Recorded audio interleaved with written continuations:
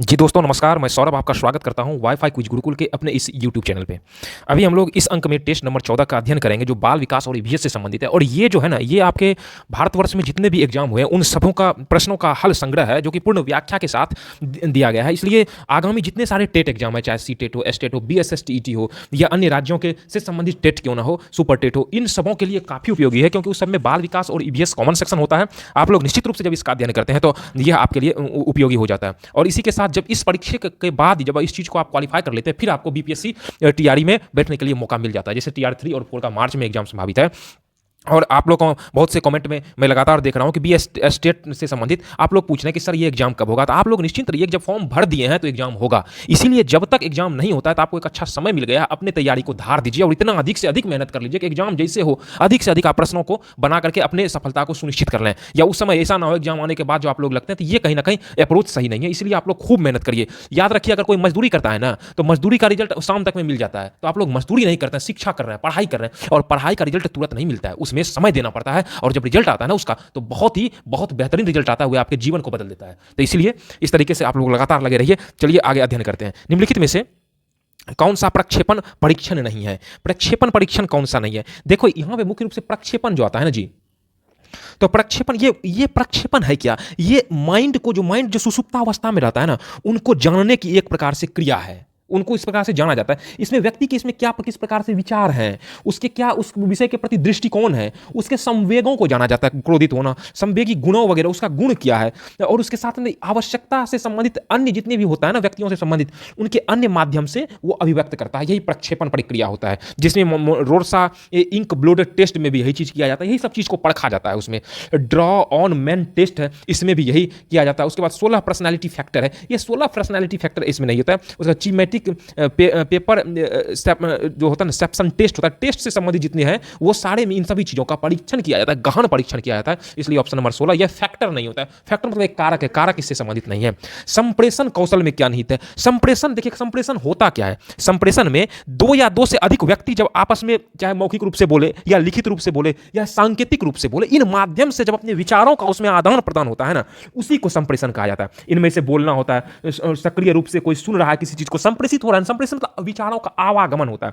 शारीरिक भाषा मतलब बॉडी लैंग्वेज का हाव भाव देता है, ये भी है। लेखन के द्वारा संप्रेषित करता है। इस प्रकार ऑप्शन नंबर 1, 2 और 3, 1, 2, 3, 4 सब सही है। मानव वृद्धि एवं विकास प्रभावित होता है, किससे प्रभावित होता है? मानव वृद्धि और विकास वंशानुक्रम वातावरण से। यह प्रश्न प्रीवियस टेस्ट में भी आए हैं। इसलिए अगर आप लोग नए हैं तो टेस्ट सीरीज में ये उपलब्ध है आपका BSS 100+ टेस्ट सीरीज। इसका निश्चित रूप से आप क्रमबद्ध लगातार अध्ययन करिए और गहन अध्ययन करिए कि आपके मनो मस्तिष्क में छप जाए। उसके बाद आपसे इससे संबंधित कोई भी प्रश्न आएंगे, आपका कंसेप्ट क्लियर रहेगा और आप जवाब देने की 100% स्थिति में आ जाएंगे। यह वंशानुक्रम जो होता है ना, जेनेटिक प्रभाव जो है मानव वृद्धि और विकास पर पड़ता है। उसका हम ये नहीं कहते कि नहीं पड़ता है, लेकिन हाँ सबसे अधिक जो होता है ना वह उसकी क्षमता निर्धारित होती है। लेकिन वातावरण का प्रभाव सबसे अधिक पड़ता है। कोई किस वातावरण में रहता है उस चीज का प्रभाव मानव की वृद्धि और विकास पर पड़ता है। इसीलिए कहा गया है ना, संगत से गुण होता है, संगत से गुण जात। इसीलिए मतलब कहा जाता है कि अच्छे लोगों के संपर्क में रहिए, अच्छी बातों को सुनिए, अच्छे विचारों को दीजिए, अच्छे दृश्यों को देखिए। इसलिए कहा जाता है कभी किसी की आलोचना मत करिए। ये सब चीज होते हैं ना, ये वातावरण से इस पर प्रभाव आता है। और वातावरण से ही मानव वृद्धि और विकास, मतलब वंशानुक्रम एक फैक्टर है लेकिन महत्वपूर्ण फैक्टर वातावरण। इसलिए ऑप्शन नंबर सी, ए और बी दोनों हो जाएगा। CWSN के मुख्य शिक्षण तकनीक क्या है? यहां हम इसको इस सेट से पहले भी आया था। CWSN क्या होता है? C मतलब क्या होता है? चाइल्ड होता है। उसके बाद W क्या होता है? चाइल्ड विथ होता है। उसके बाद ये होता है स्पेशल होता है, स्पेशल। और N मतलब होता है नीड्स होता है। मतलब कुछ ऐसे बच्चे हैं जिसको विशेष सुविधा की आवश्यकता चाहिए। जैसे मान लीजिए कोई फिजिकल डिसऑर्डर है, मतलब शारीरिक रूप से वह सामान्य नहीं है अन्यों की अपेक्षा, उसको विशेष प्रकार की तकनीकी सुविधा में चाहिए।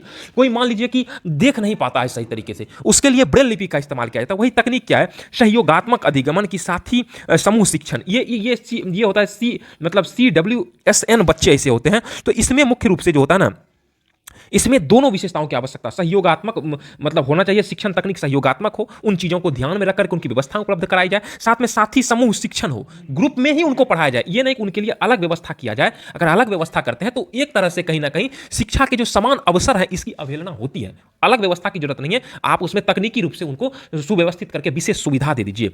उसके बाद अभिप्रेरण का क्या परिणाम है? अभिप्रेरण का क्या परिणाम? अभिप्रेरण मतलब क्या होता है? कोई ना कोई अभिप्रेरण मतलब क्या होता है? अभिप्रेरण मतलब किसी चीज को आपने देखा, किसी व्यक्ति को आपने सुना, या किसी चीज का अचीवमेंट किया, तो हम क्या करते हैं, तो उससे अभिप्रेरित होकर कोई ना कोई एक स्पष्ट लक्ष्य या स्पष्ट उद्देश्य हो जाता है, उसे ही अभिप्रेरण के अंतर्गत रहता है। मतलब लक्ष्य केंद्रित व्यवहार या उद्देश्य केंद्रित व्यवहार, ये इसका उत्तर हो जाएगा। समावेशित विद्यालयों में बाल केंद्रित मूल्यांकन प्रणाली होनी चाहिए। कैसी होनी चाहिए? हम पहले ही बताएं, समावेशित मतलब क्या होता है? मतलब होता है समावेशित पंक्ति के अंतिम स्थान पर भी अगर कोई स्टूडेंट पढ़ रहा है, या क्लास के अंतिम बेंच के अंतिम जगह पर भी कोई स्टूडेंट बैठा हुआ है, अगर आप कम्युनिकेशन के माध्यम से, समझाने के माध्यम से पहले बेंच का पहला लड़का भी उसी तरीके से समझ रहा है जिस तरीके से अंतिम बेंच का अंतिम लड़का समझ रहा है, तो समझिए कि आपके विद्यालय में समावेशित शिक्षा में आपकी बहुत ही अद्भुत भूमिका है, महत्वपूर्ण भूमिका हो जाती है। इस प्रकार कैसा होना चाहिए? लचीली होनी चाहिए, निरंतर में भागीदारपूर्ण। लचीली मतलब फ्रेंडली टाइप का होना चाहिए, निरंतर मतलब लगातार होना चाहिए, और भागीदारीपूर्ण, सबको मोटिवेट करना चाहिए कि हाँ आप इसमें हिस्सा लो। इस तरीके की व्यवस्था बनाए, प्रायोगिक व्यवस्था, प्रयोगशाला व्यवस्था, या स्कूलों में जैसे आप लोग मान लीजिए नाट्य के माध्यम से, वहां पर आप कुछ इस प्रकार से निबंध प्रतियोगिता के माध्यम से आप स्वस्थ प्रतियोगिता का माहौल उपलब्ध करा करके उनकी निरंतर भागीदारी को पूर्ण कर सकते हैं। इस प्रकार ऑल ऑफ दीज होगा। स्मृति की प्रक्रिया, स्मृति मतलब याद रखने की प्रक्रिया का सही क्रम कौन सा है? स्मृति प्रक्रिया का सही क्रम कौन सा है? तो इसमें जो होता है मुख्य रूप से कौन सा होता है? तो स्मृति पर ध्यान देना, एक ध्यान देना है, सही है। उसके बाद कूटांकन है, भंडारण है, प्रत्यास्मरण है, उसके बाद फिर उसको कूटांकन किया जाता है, फिर उसको सिस्टमेटिक रूप से सजाया जाता है, वही भंडारण हुआ। फिर उसके बाद प्रत्यास्मरण, फिर उसको स्मरण कराया जाता है, लगातार दोहराया जाता है। प्रत्यास्मरण मतलब लगातार दोहराना। इस प्रकार 3 1 2 4 किसमें है? तो आपका 3 1 2 4 option number A is the right answer हो जाएगा। उसके बाद ऐसे व्यक्ति जिसकी उच्च स्तरीय उपलब्धि होती है, जब वे बहुत कठिन कार्य का सामना करते हैं तो बहुत जल्दी उस कार्य को क्यों छोड़ देते हैं? उसकी उपलब्धि तो उच्च स्तरीय है, लेकिन एक बात जान जाइए कि कठिन कार्य के लिए उसमें जो होता है ना, उच्च स्तरीय कार्य कुशलता भी हो। कठिन कार्य करने के लिए उसमें उच्च स्तरीय कार्य कुशलता हो जरूरी नहीं है, यह बहुत कम में ऐसा होता है जो कि उच्च स्तरीय, उसकी उपलब्धि भी बहुत अलग दर्जे की होती है, और कार्यस्थल भी वह मतलब किसी कहा जाता है कोई कठिन से कठिन कार्यों के लिए भी वो अपने आप को तैयार कर लेता है। कोई ऐसा होता है जो नहीं कहते, उसी को कहा जाता है डाउन टू अर्थ मैन।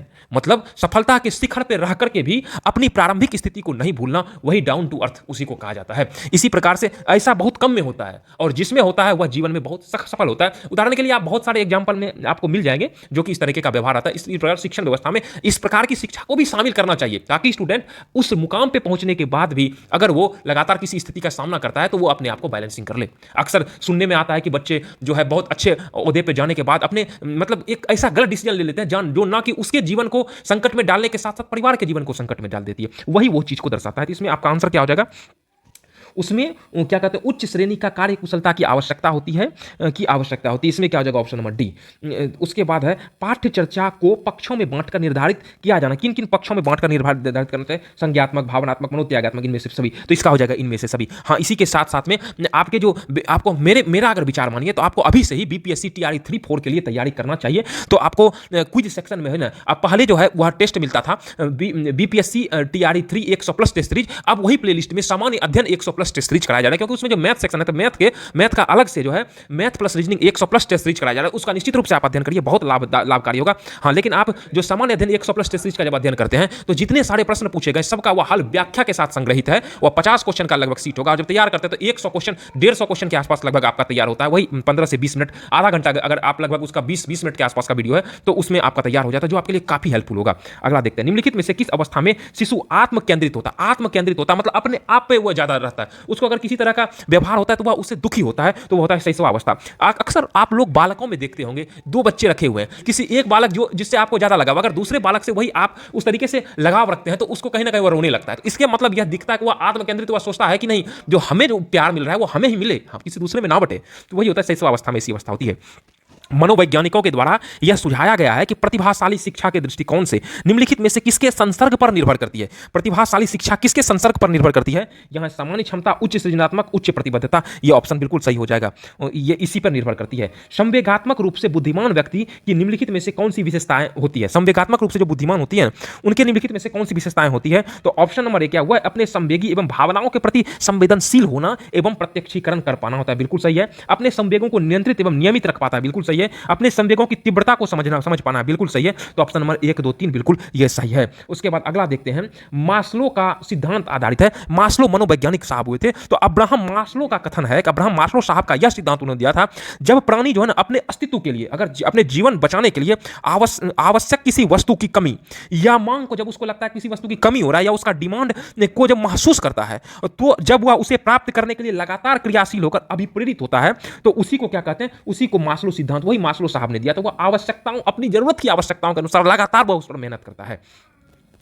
किन अहंग रक्षा युक्ति के अंतर्गत व्यक्ति अपने स्वयं के गुण दूसरों पर थोपते हैं? किसमें थोपते हैं? तो इसमें होता है प्रतियुक्तिकरण में, दूसरों पर यह गुण थोप देते हैं। उसके बाद अगला देखते हैं, शिक्षण के दौरान बच्चे के कक्ष व्यवहार के अध्ययन हेतु कौन सी विधि सबसे उपयुक्त है? तो अवलोकन। उसका लगातार अवलोकन जो होता है वह काफी, अवलोकन के अंदर जैसे देखना होता है, उसका परीक्षण करना, मूल्यांकन करना, निरीक्षण करना, ये सभी काफी उपयुक्त होती है कक्ष में व्यवहार के अंतर्गत। इसलिए option number A is the right answer होगा। निम्नलिखित में से किसकी सुनने की शक्ति, अब ईवीएस से संबंधित प्रश्नों का अध्ययन करेंगे। सुनने की शक्ति इतनी तीक्ष्ण होती है कि वायु से पत्तों के हिलने की ध्वनि और घास पर किसी जानवर के चलने की ध्वनि में अंतर कर लेता है। वह जो होता है वह मुख्य रूप से गिद्ध होता है। अगर गिद्ध ऑप्शन में नहीं रहे तब आप बाघ को लगाइएगा, लेकिन जब गिद्ध है तो ऑप्शन नंबर गिद्ध होता है। गिद्ध की सुनने की शक्ति और देखने की श्रवण क्षमता इतनी अधिक यह होता है कि अपने शिकार को यह आसानी से परख लेता है कि यह शिकार हमारे मतलब उपयुक्त है कि नहीं, और अपने शिकार को वह कर लेता है। आप लोग गिद्धों में यह चीज देखे होंगे।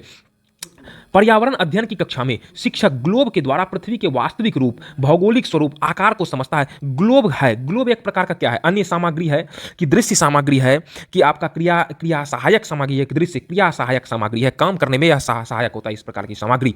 समूह कार्य से पर्यावरण अध्ययन कर रहे बच्चों की सामाजिक वैयक्तिक विशेषताओं के अवलोकन के लिए निम्नलिखित में से कौन सा उपकरण सर्वाधिक उपयुक्त होगा? यह सर्वाधिक उपयुक्त होता है मतलब उसका दत्त कार्य, मतलब दिया हुआ कार्य। देखिए, बच्चे स्वतंत्र वातावरण में आप उसको अध्ययन कराइए। बच्चों पर इस प्रकार से अपनी जो होता है ना भावनाओं, अपनी भावनाओं को, या आप किस तरीके से उसको मत थोपिए। बच्चों की भावनाओं को जानिए, उनके विचारों को जानिए, वह क्या काम करना चाहता है, उसको उसमें स्वतंत्रता दीजिए। इस प्रकार जब उनके दिए हुए कार्य में हम स्वतंत्रता देते हैं तो उसमें विकास दर काफी अच्छी होती है और उसका परिणाम काफी अच्छा निकलता है। याद रखिए, अगर मान लीजिए कि हमारे विराट कोहली साहब या सचिन तेंदुलकर साहब, अगर उनको क्रिकेट की जगह पढ़ाई पर ध्यान दिया जाता तो क्या हमारे भारत को भारत रत्न सचिन तेंदुलकर मिल पाते, या हमारे इनको अभी विराट कोहली से क्रिकेटर मिल पाते? नहीं मिल पाते। इसलिए उनको उस तरीके से दीजिए। अब दूसरी जगह महेंद्र सिंह धोनी भारत के सबसे सफलतम कप्तान और दुनिया के सबसे बेहतरीन विकेटकीपर कप्तान हुए। अगर उनको वो जो काम कर रहे थे वह पहले क्या थे, टीसी थे, अगर वो वही काम करते रहते, क्या भारत का सफलतम कप्तान, भारत को इतना सौभाग्यशाली कप्तान मिल पाता? नहीं। उसी प्रकार से बच्चों पर इस तरह थोपने की आवश्यकता है। ऐसे हजारों उदाहरण हमारे भारतवर्ष में पड़े हुए हैं जो कि लाइफ में उनका गेम चेंज बहुत ज्यादा टर्नओवर आया। इस तरह से बच्चों में शुरू से ही इस प्रकार की भावनाओं को प्रेरित करना विद्यालय का दायित्व है और शिक्षक का यह कर्तव्य अपने शिक्षण माध्यम से, इसलिए उनको यह करना चाहिए। प्राथमिक स्तर पर शिक्षार्थियों का आकलन करने का सर्वश्रेष्ठ तरीका क्या है? प्राथमिक स्तर पर शिक्षार्थियों का आकलन करने का सर्वश्रेष्ठ तरीका दत्त कार्य। अब देखिए, आप सब में यहाँ पे प्रॉब्लम क्या होता है, और पोर्टफोलियो ऑप्शन प्रश्न को पढ़ते हैं, उसके प्रकृति को नहीं समझते हैं और डायरेक्ट ऑप्शन को टिक कर देते हैं, और गलती होने की संभावना यही होती है। आपको लगा इतना सारा अभ्यास किया, पोर्टफोलियो भी तो था ही, क्वेश्चन पूरा पढ़े ना, पोर्टफोलियो टिक लगा कर बढ़ दे, दत्त कार्य भी सर कुछ टिक लगा कर नहीं। क्वेश्चन को पढ़ना आप जान रहे हैं, फिर भी बता रहे हैं ना, मजदूरी आप नहीं कर रहे हैं। मजदूरी अगर करते हैं, आप देखते हैं कोई मजदूरी करता है तो वह इसलिए करता है क्योंकि उसको शाम को उसका रिजल्ट मिल जाएगा, आउटपुट मिल जाएगा। लेकिन यह शिक्षण का परीक्षा देते हैं ना, उसी दिन रिजल्ट आता है क्या? नहीं, वेट करना पड़ता है 1 महीना 2 महीना। इसीलिए प्रश्न को पढ़िए, उसके तथ्य को समझिए, फिर उत्तर दीजिए। दत्त कार्य है, क्विज प्रतियोगिता है, पोर्टफोलियो है, योगात्मक कार्य है। इसमें योगात्मक कार्य, शिक्षार्थियों का आकलन करने का सर्वश्रेष्ठ तरीका क्या होता है? योगात्मक कार्य होता है। इसमें मुख्य रूप से बच्चों द्वारा जैसे बच्चों द्वारा बनाए गए जिस प्रकार के कुछ क्या बना रहा है, क्या चित्र बना रहा है, या उसको स्वयं आकलन करना चाहिए। अभिभावक का जो होता है, अभिभावक का सीट बनाइए, या साथ साथ में सहपाठी के आकलन का सीट बनाइए, विद्यार्थी के आकलन का सीट बनाइए कि किस तरह का उसका परफॉर्मेंस है, नहीं है, कितना क्या मेहनत करना, किस सब्जेक्ट में इंटरेस्ट है, क्या है, नहीं है। इस तरीके से यह बनाने से काफी ज्यादा लाभ होता है। एक अच्छे परीक्षण की विशेषता क्या होती है? एक अच्छे परीक्षण की क्या विशेषता होती है? वैधता होती है, वस्तुनिष्ठता होती है, विश्वसनीयता होती है, व्यावहारिकता होती है। यह होती है व्यवहारिकता। देखिए, परीक्षा का प्रयोग जो होता है ना, सरलता से एवं मूल्यांकन की सरलता से परीक्षा कर लेते हैं। एक अच्छे परीक्षण तो सरलता से होना चाहिए। क्वेश्चन उतना टफ मत सेट करिए, क्वेश्चन के प्रकृति को इतना सरल रखिए कि टफ जो चीज पूछना चाह रहे हैं वो आसानी से स्टूडेंट समझ लें, ताकि जब उसका आप मूल्यांकन करें तो आप भी उसका सही मूल्यांकन कर पाए। इसी तरीके से एक अच्छे परीक्षण की विशेषता होती है व्यवहारिकता। समझने के नहीं, व्यवहारिकता में वही चीज होता है। जब इस तरह के आप लगातार प्रश्नों को, व्यवहारिक प्रश्नों को लाएंगे, कठिन से कठिन टॉपिक पर व्यवहारिक तरीके से आप उसको पूछेंगे, सामान्य आसान अर्थों में पूछेंगे, तो शिक्षक तो अच्छे आंसर भी आपको मिलेंगे, सामान्य आंसर मिलेंगे, क्वालिटी आंसर मिलेंगे और समझ के आंसर मिलेंगे, और आपको मूल्यांकन करने में समस्याएं नहीं होंगी। इसी के साथ साथ हम ये कहेंगे कि प्लेलिस्ट में जो है BSSC आपका स्पीडी जीके करके उपलब्ध है, वह कंप्लीट जीएस का पैकेज है। आप लोग इधर उधर भटकने से कोई फायदा नहीं है, लास्ट में हम बता रहे हैं वही चीज पे आना, इसलिए आप लोग शॉर्ट नोट्स एक तरह से उसका निश्चित रूप से उतना तो आपको याद होना ही चाहिए, उतना आप तैयार कर लीजिए, ये आपके लिए काफी ज्यादा उपयोगी होगा। तो आप निश्चित रूप से 6 घंटे का वीडियो, आप संकल्प लेकर बैठ तो जाइए 3 घंटे, काहे नहीं तैयार होगा, 100% तैयार होगा। आदमी से बढ़ के कुछ है नहीं है ना जी। तो आदमी जब माउंट एवरेस्ट पर फतह कर सकता है, जब जब फाइटर पायलट उड़ा सकती है शिवांगी सिंह, जब देश के राष्ट्रपति माननीय श्रीमती आपका द्रौपदी मुर्मू जी हो सकती है, तो क्यों नहीं ऐसा हो सकता है। तो आप लोग लगातार अध्ययन तो करिए। पर्यावरण अध्ययन के शिक्षण से उन प्रक्रिया आधारित कौशलों को बढ़ावा दिया जाता है जो पूछताछ आधारित प्रत्यक्ष अनुभवों का केंद्र बिंदु है। निम्नलिखित में से कौन सा कौशल नहीं है?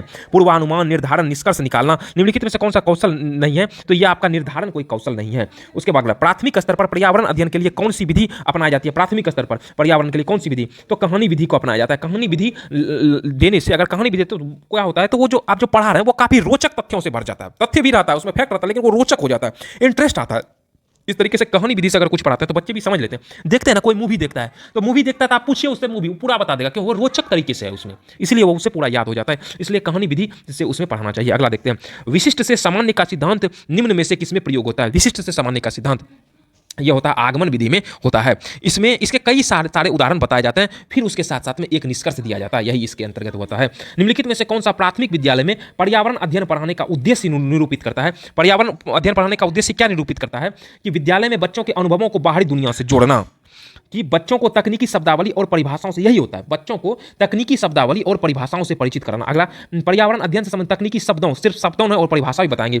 अपने ज्ञान के विस्तार करने के लिए बच्चों को सूचना देना कि उन्हें कौन सी, ये गलत है, ये सिर्फ तकनीक नहीं, तकनीक प्लस परिभाषा दोनों।